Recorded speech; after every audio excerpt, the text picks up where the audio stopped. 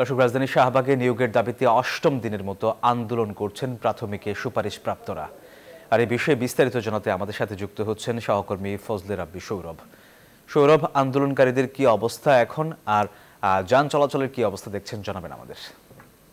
যেমনটি বলছিলেন, বাতিল হওয়া নিয়োগ ফিরে পাওয়ার দাবিতে রাজধানীর জাতীয় জাদুঘরের সামনে, যেটি শাহবাগে অবস্থিত, সেখানে কিন্তু প্রাথমিকের সহকারী শিক্ষক পদে নিয়োগপ্রাপ্তরা কিন্তু এখানে অবস্থান করছেন। এর আগে কিন্তু দুপুর 2টায় কিন্তু এই চাকরি প্রত্যাশী যারা নিয়োগ পেয়েছিলেন তারা কিন্তু রাজধানীর শাহবাগ যে মোড়, সেই মোড় কিন্তু তারা অবরোধ করে রাখেন এবং এর ফলে কিন্তু এই শাহবাগ মোড় এবং এর আশপাশের এলাকা কিন্তু যানজটের সৃষ্টি, এবং যানজটের প্রেক্ষিতে কিন্তু শাহবাগ থানা পুলিশ কিন্তু তাদেরকে সরিয়ে দিতে বাধ্য হয় এবং জল কামানো নিক্ষেপ করে।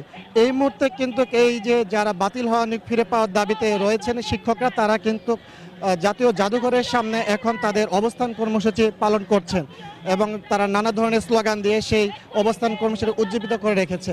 এর আগে কিন্তু তারা যেটি বলছে যে পুলিশের সাথে তাদের যে ধাওয়া পাল্টা ধাওয়ার ঘটনা ঘটেছে দুপুরে, সেখান থেকে কিন্তু আন্দোলনকারীদের পক্ষ থেকে বলা হচ্ছে প্রায় 8 থেকে 10 জন তাদের এই সুপারিশপ্রাপ্ত যারা ছিলেন তারা কিন্তু আটক হয়েছেন বলে জানিয়েছে এবং পুলিশের পক্ষ থেকে কিন্তু বলেছে যে মূলত যানজট সৃষ্টি হওয়ার কারণে কিন্তু সড়ক থেকে তাদেরকে উঠিয়ে দেওয়া হয় এবং তারা তাদেরকে প্রথমে অনুরোধ করেন এবং অনুরোধ না শোনার পরে কিন্তু হচ্ছে তারা জলকামান নিক্ষেপ করতে বাধ্য হন বলে শাহবাগ থানার পুলিশ আমাদেরকে জানিয়েছে।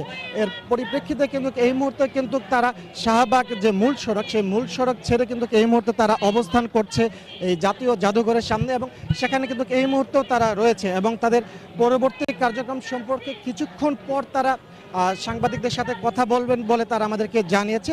এই মুহূর্তে কিন্তু তারা তাদের যে আন্দোলন এবং সেটি কিন্তু তারা চালিয়ে যাচ্ছেন এখানকার যে অবস্থান কর্মসূচির মাধ্যমে।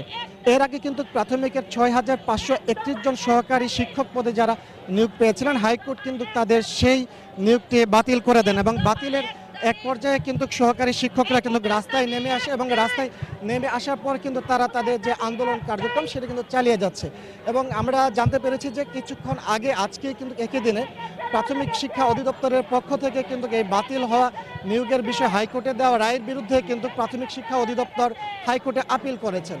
তো এই ছিল আমার কাছে এখানকার সবশেষ তথ্য। সোহাগ।